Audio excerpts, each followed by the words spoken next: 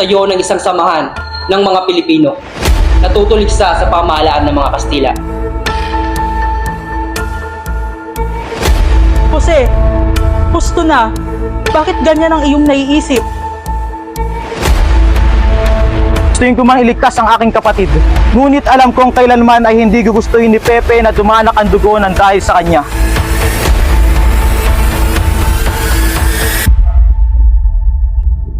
Consumatum est.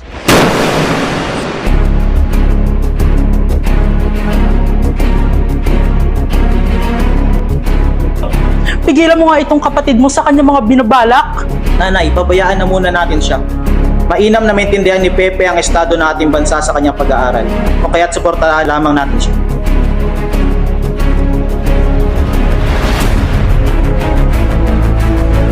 Una sa lahat, nais ko magpasalamat sa pagdalo ninyo sa pagpupulong na ito. Mabuhay si Jose Rizal! Mabuhay! Mabuhay si Jose Rizal! Manahimik kayo!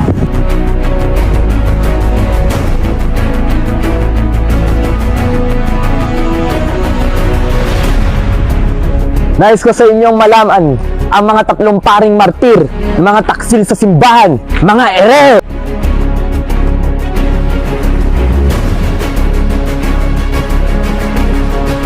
Mahal ko, kaya mo muna ako magpaliwanag.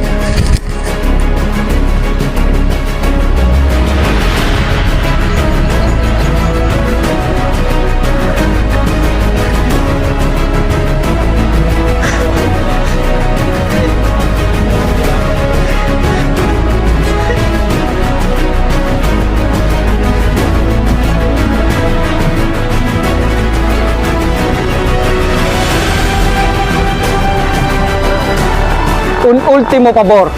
Let me face the firing squad. Imposible! Then at least spare my head.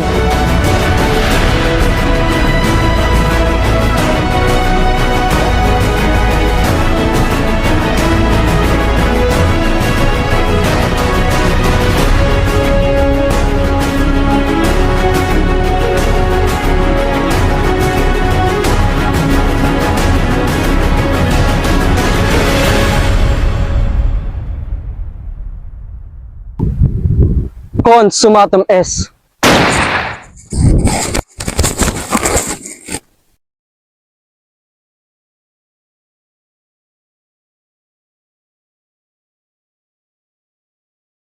Ngayon, naiintindihan ko na ang kwento ng mahal kong ina. Tungkol sa isang gamo-gamo na siya nagbigay sa akin ng inspirasyon.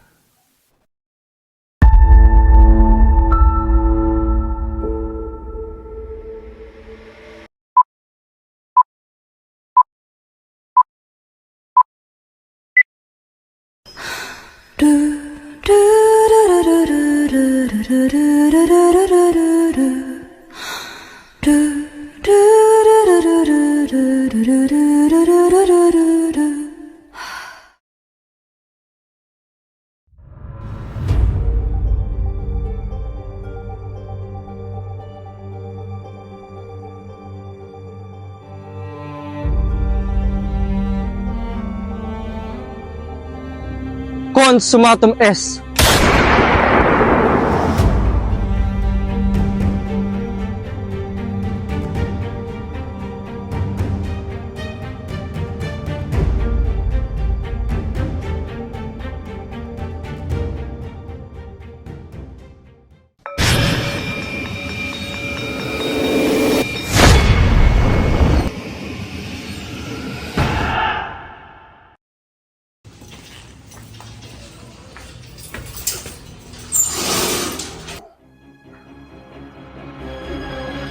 Ikaw Rizal, hinatulan na barilin sa Bagong Bayan sa umaga ng 30 ng Disyembre.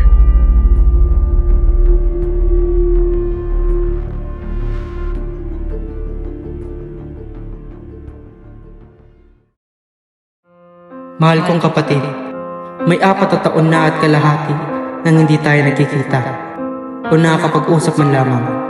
Maaaring kailanman ay hindi na tayo magkita. Ngayon ako'y mamamatay na dinaramdam ko na may iwan kang mag-isa upang pumasa na lahat ng bigat ng ating mga kaanak at ng ating matatandang magulang. Nagugunita ko ang kalakihan ng iyong hirap upang mabigyan ng isang karera. Hindi ko inaksaya ang panahon ko. Ngayon, naiintindihan ko na ang kwento ng mahal kong ina. Tungkol sa isang gamo-gamo na siya nagbigay sa akin ng inspirasyon.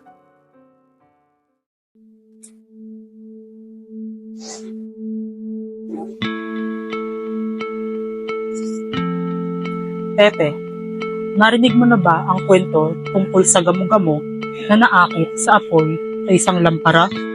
Hindi po, inang. O siya, makinig ka at aking ikukwento ko sa iyo, mahal kong anak.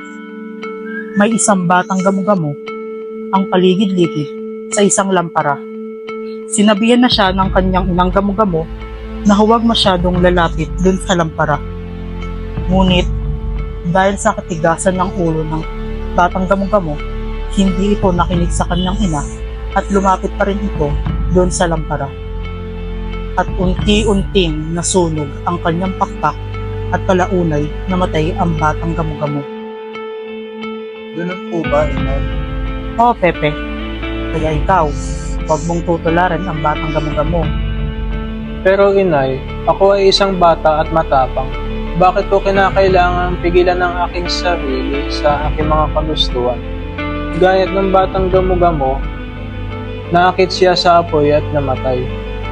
Kung kaya't kinakailangan, kung mahanap ang mga aking kasagutan, kailangan ko rin pong mamatay kagaya ng batang gamo-gamo. Ngunit inay, Maraming pasasalamat talaga sa aking ina sa pagtuturo sa akin mula 3 taong gulang at sa aking ama na nag-joke na ako'y magkaroon ng nararapat na edukasyon.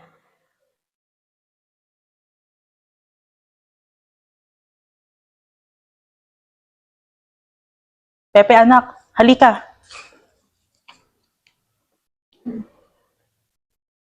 Sige anak, iyong basahin ng alpabetong Tagalog.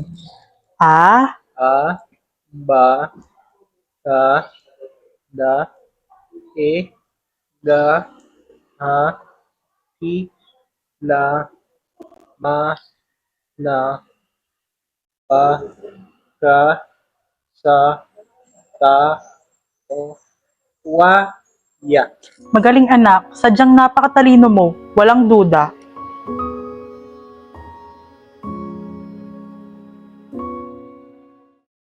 Ngayong patay na si Maestro Monroy, kailangan na nating ipadala si Pepe sa binyan para mag-aral. Mahal ko, hindi natin mabibigay ang lahat ng kaalaman kay Pepe kung patuloy natin siyang tinuturuan dito sa ating tahanan. Ngunit mahal ko, alam mo naman na sakitin ang ating anak, hindi ba? Alam ko, ngunit matututo rin si Pepe na magpalakas ng kanyang katawan at masasanay rin ito. Tinatawag daw po ako tatang. Oo, anak ko. Paghandayin mo na si Pepe at hihatid siya sa binyan para doon na siya mag-aral at mananatili. Sige po, tatang.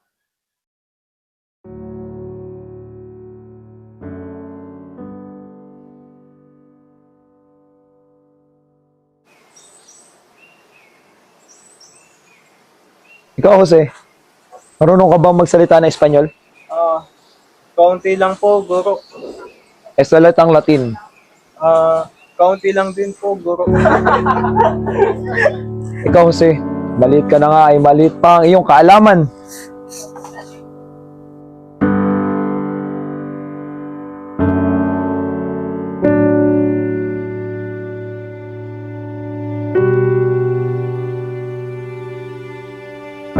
Naranasan ko din putyain ng aking mga kamag-aral. Ngunit nagawa ko pa ding makapag-aral at mangibabaw sa lahat ng mag-aaral sa binyan sa pang-akademiko.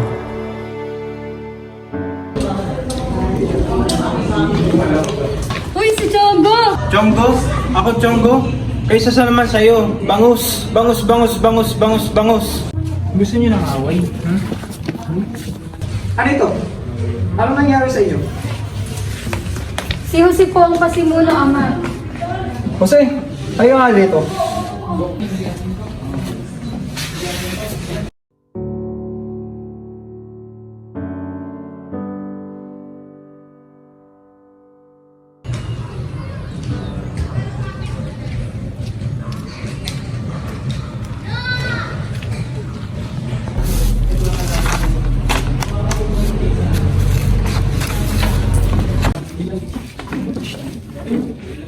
Lahat po.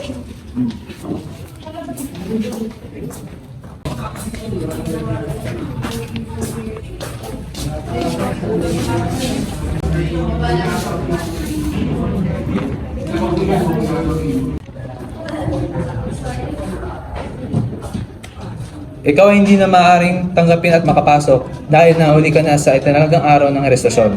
At saka sa iyong edad, mukha ka pang sakitin at palpatin. Padre Maggi, pasensya na po. Pero ako po ay siguradong magaling na mag-aaral si Jose. Siya po ay makakapagdulot ng magandang reputasyon sa ating paaralan. Kaya naman siya ay karapat-dapat na matanggap sa eskwelang ito.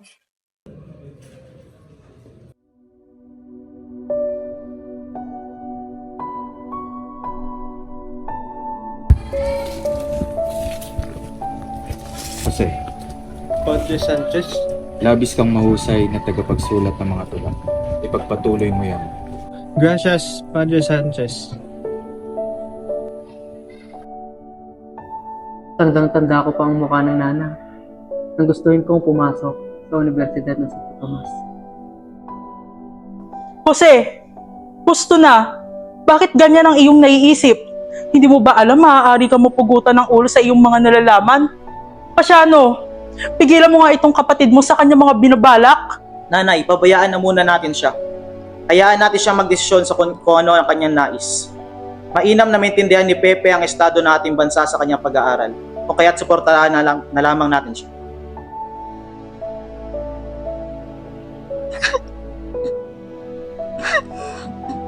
Alis na po ako, Inay.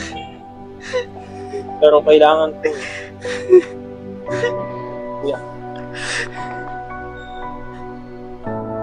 Sige po.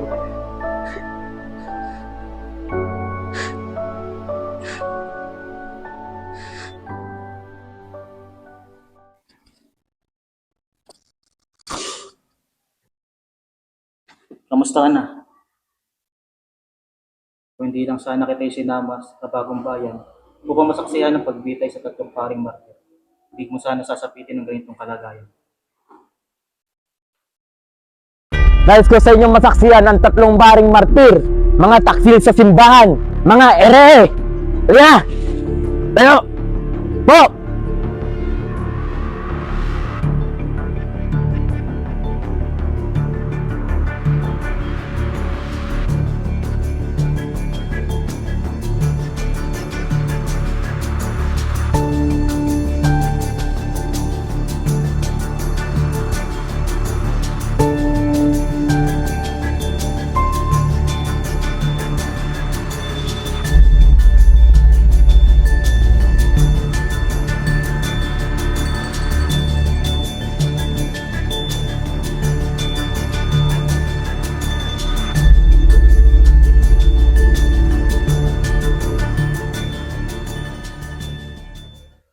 Kuya, hindi mo ito kasalanan. Ito ang aking nais at desisyon. Huwag mo sana sisihin ang iyong sarili. Ngunit hindi lamang ito ang aking malaking influensya sa iyo. Ano ang iyong sinasabi? Iyong tinutukoy ba ang alitan sa ating bayang Kalamba? Sumusulat ako sa iyo ngayon ng liham upang ipaalam sa iyo ang tungkol sa ating pamilya at kaunti tungkol sa iyo. Sisimulan ko tungkol sa lupain sa Pansol. Ito ay bumubuti at marami ang maaaring asahan mula rito sa hinaharap. Maganda at malawak ang lupa na ipinagkaloob sa amin bilang kagustuhan sa sinuman, kung kaya't nararapat na pahalagahan ng kaunti. Walang alinlangan na sasabihin mo sa akin na hindi ko pinapansin ang trabahong kasangkot at binayaran ng upa. Sumasang-ayon ako sa iyo. Ngunit sasang-ayon ka rin sa akin na ang mga pari na ito ay walang obligasyon na ibigay sa amin ang lupain ng Pansol ng eksklusibo. Hindi pinapansin ng iba na sabog na humingi nito. Mukhang sinusubukan nilang ibigay sa aming pamilya ang lahat ng pabor na kayang ibigay nila. Dahil alam natin ito, nararapat na iwasan natin silang hindi kalukuran kahit kaunti sa ating pag-uugali dahil sa kawalan ng pangangailangan ng ating mga serbisyo.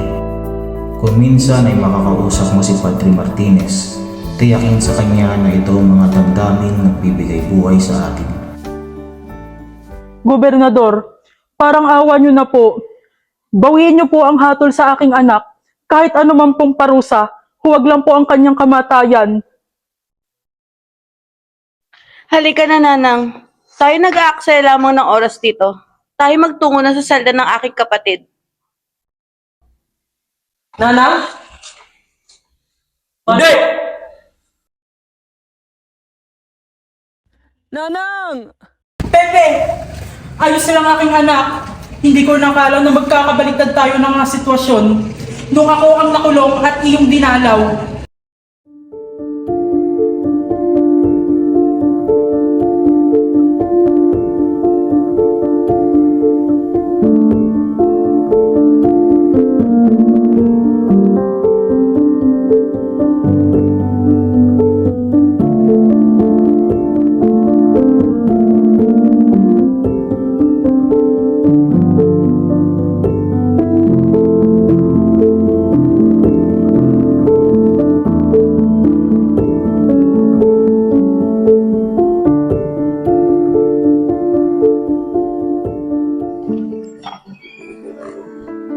Senyor Berganza? Magsilayas kayo! Chudora, naging mabuting asawa ko sa'yo, tapos ito lang yung gaganti. Nagpakahirap ako sa pagtatrabaho para sa ating dalawa. Kailan niyo pa ako niloloko? Mahal ko, kaya mo muna ako magpaliwanag.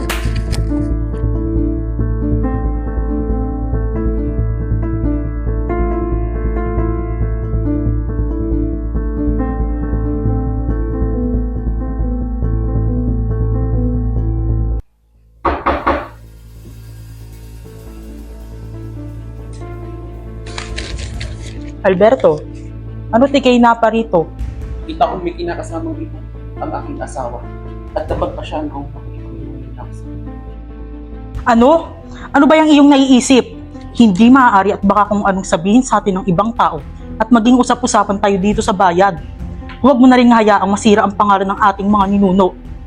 O siya, dahil ikaw ay aking katugo at pinapahalagan ko ang iyong mga sinasabi, ako ay magpaparaya na lamang at makikinig sa'yo.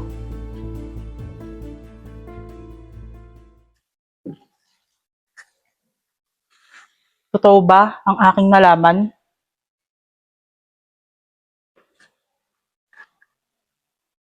Chidora! Chidora! Bakit ka ba nagsisisigaw riyan? Siguro ay nilagyan mo ng laso nitong sabaw. At may balak kang patayin ako, hindi ba? Anong pinagsasasabi mo? Hindi ko nilagyan ng lason iyang sabaw. Hindi ako naniniwala sa'yo dahil nang inumin ko ito ay sumakit ang aking tiyan. Balak mo talaga ang patayin. Itigil mo nga yung pinagsasasabi mo. Sinabi lang hindi ko nilagyan ng lason iyang sabaw.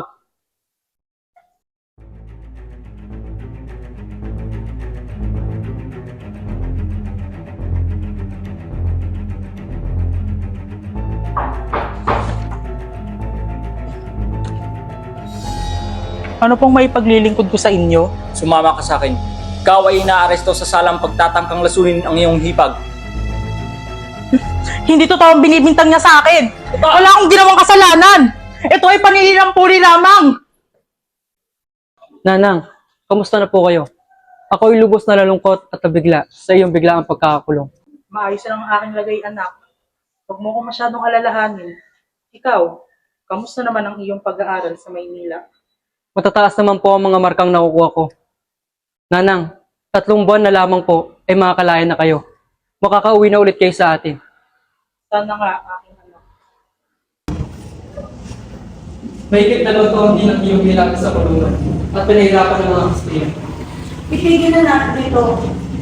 Kaunti na lamang nagtitirang oras para sa aking kapatid.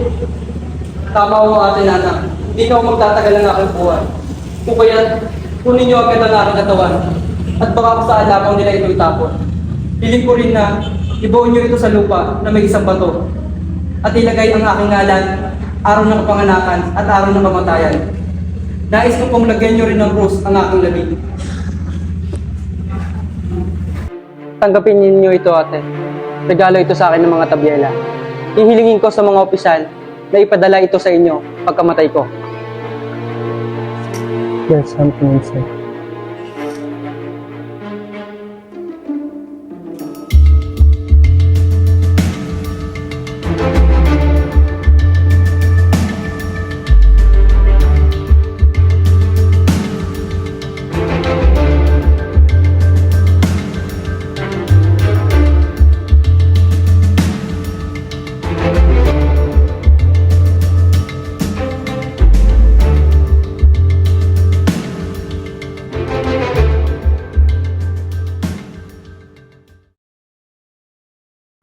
ba ay humihingi ng tawad sa Panginoon o humihingi ng isa pang pagkakataon upang mabuhay?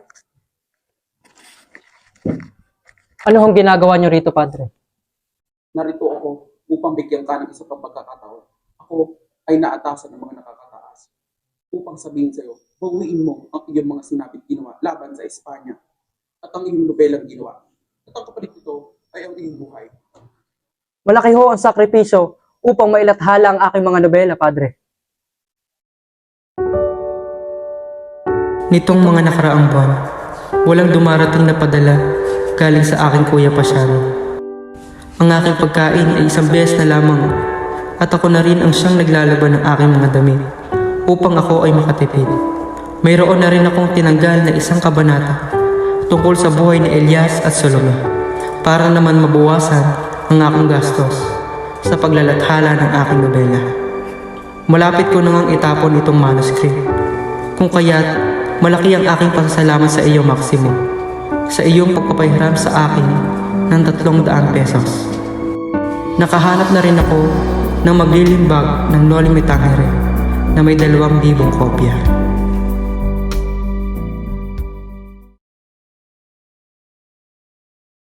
Lola, tanggapin mo itong manuscript ng aking nobela Noli Me Tangere upang pasasalamat sa iyong malaking naitulong sa akin.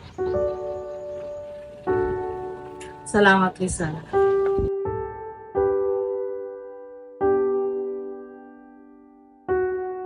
Ako'y nagtungong Ghent, isang kilalang syudad universidad sa Belhika. Ang pamumuhay dito ay di hamak na mas mababa kumpara sa Brussels. Higit pa ron, ang halaga ng pagpapalimbag ay higit na mas mababa rito. Nalaman ng aking matalik na kaibigan na si Valentin Ventura ang aking hinaharap na suliranin. Pinadalhan niya ako ng pera. Siya ang nagligtas ng El Filibusterismo. Ito nga pala ang hiyang na hinanda namin sa iyo na nagsasabing binabawi mo na ang iyong mga sinabi laban sa Katoliko at Espanya at ang iyong pagiging mason. Pero pamana lamang ang kailangan.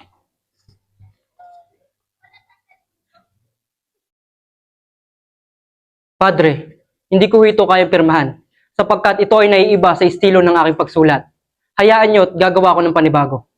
Kasama ko nga pala ngayon si Josephine.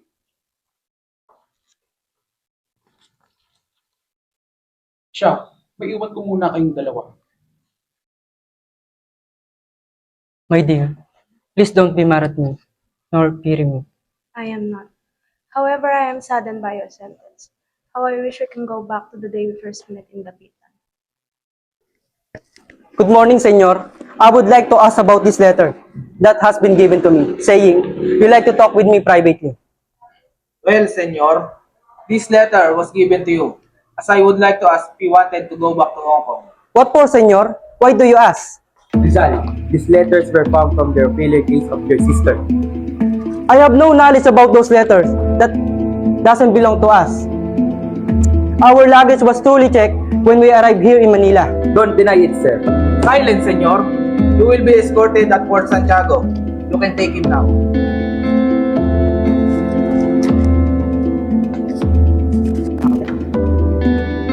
Ah, my dear, my time has come to be united to you, but to be separated forever. I am deeply sorry for all the sorrows I had and will cause you. This is my last gift to you, my dear.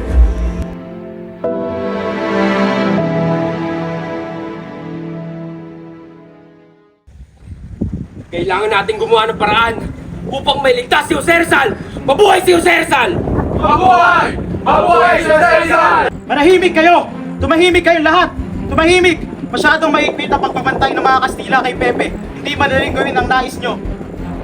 Handa kami magbuwis ng buhay para lamang mailigtas si Jose Rizal! Mabuhay! Mabuhay si Jose Rizal! Tama na! Tumahimik kayong lahat! Ako man, gustuin ko man iligtas ang aking kapatid. Ngunit alam kong kailanman ay hindi gugustuhin ni Pepe na dumanak ang dugo ng dahil sa kanya. Wala na tayong magagawa. Diyos na ang bahalang magliligtas sa kanya.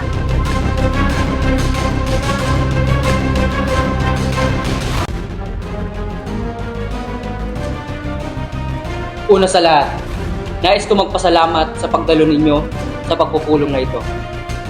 Ano nga ba ang iyong nais sa pagpapatawag ng isang pagpupulong? Piling ko sana magtayo ng isang samahan ng mga Pilipino na tutuligsa sa pamahalaan ng mga Kastila. Ngunit, paano ka nakasisiguro na ito ay magtatagumpay? Ligid naman sa ating kaalaman kung gaano makapangyarihan ang pamahalaan ng mga Kastila. Kaya nga tayo inaarito upang pagplanuhan ang ating magiging plano at takbang na dapat gawin. Sang-ayon kami sa inyong plano, Sir. Kaya dapat ikaw ay magpatuloy sa iyong inihahayag. Marapat lamang na ituloy mo ang ipinahayag mo at kami ay makikinig. Kung gayon, kailangan na natin mag-alal ng mga mamumuno sa ating samahan.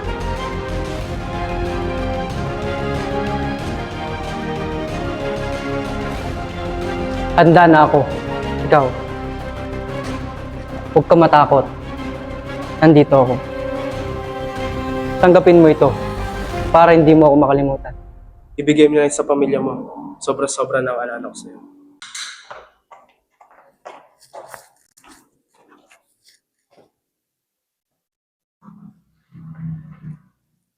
Akala siguro nila tatakas ako. Saan ako pupunta? Sa dapitan?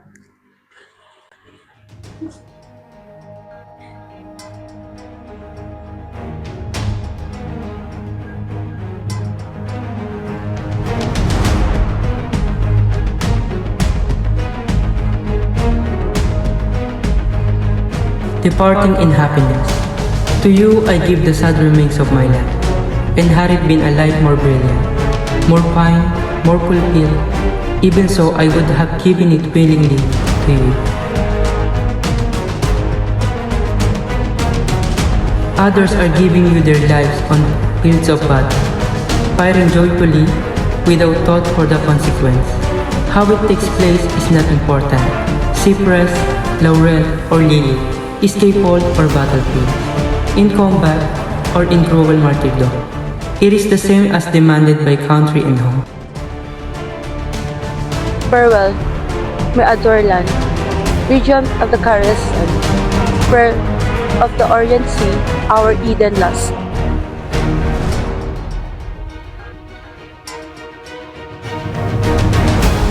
Un último favor. Let me face the firing squad. Imposible! Then at least spare my head.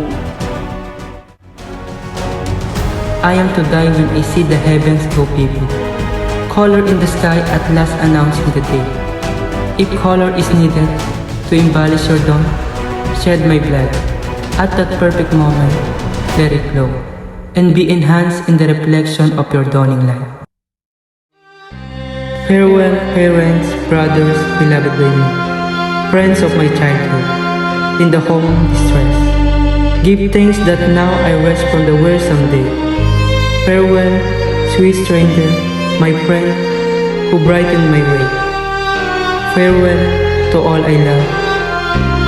To die is choice. Preparados! Apunte! Fuego! Consumatum est.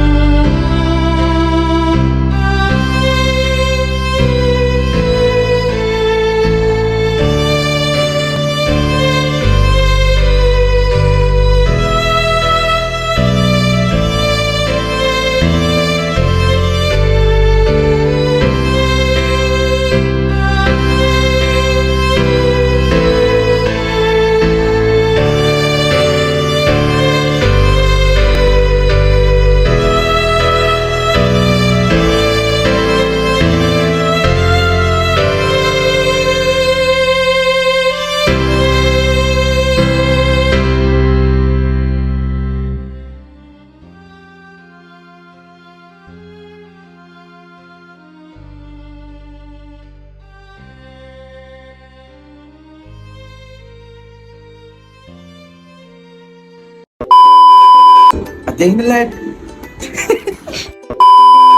A day in the life of a college student. Short film edition. Una sa lahat, nais ko magpasalamat sa pagdalo ninyo sa pagpupulong na ito. Ano nga bang yung nais? At ikay nagpatawag ng...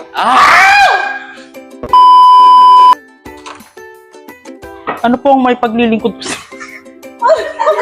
Ano ba? Wait lang.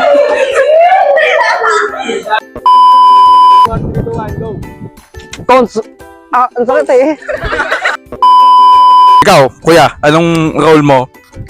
Tagakain ng nando mo. Baho ito lah. May ibang amoy yun ah. Wala.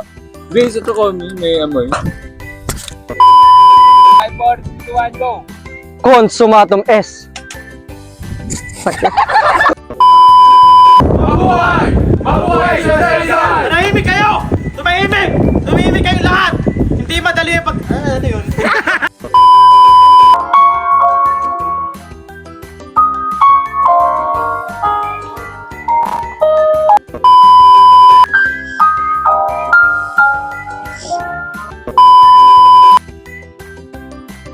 Ikaw, Rizal, hinatulan na barilin sa umaga. Ay, Huwag mo sana sisihin ang iyong sarili.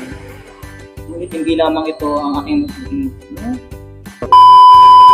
Nais ko sa inyong malaman ang mga 3 paring martir, mga taksil sa simbahan, mga ere. Ano mo, bilisan mo. Upo. Upo. Upo. Tama na!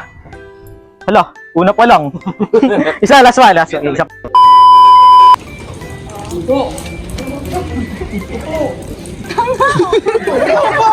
Ano mo po yan?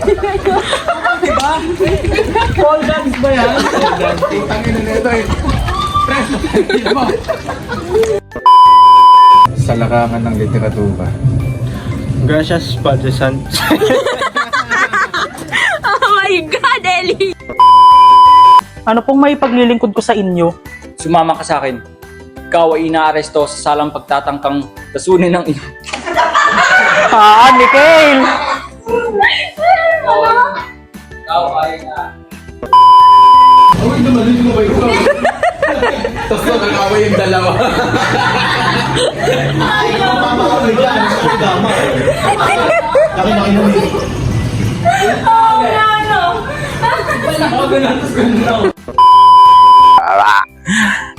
Ano role mo? Kuya, ano mo kuya? Anong role mo kuya? Ikaw, boss, anong role mo? Guardia Civil po. Ikaw, boss, anong role mo? Page 5. Anong role mo? Rizal. Wow! Rizal ng IT. Ikaw, boss, manyas ka. Anong role mo? Role model. Manyakis ka lang eh. Tamang manyak. Ay! Hindi ko natatanong. Ikaw, boss Beans! What is your motto in life? Master of Manyak. And my tutor is Jerome Carl. Boss, sama to. Kasama to. Sama yan. May reporter pala.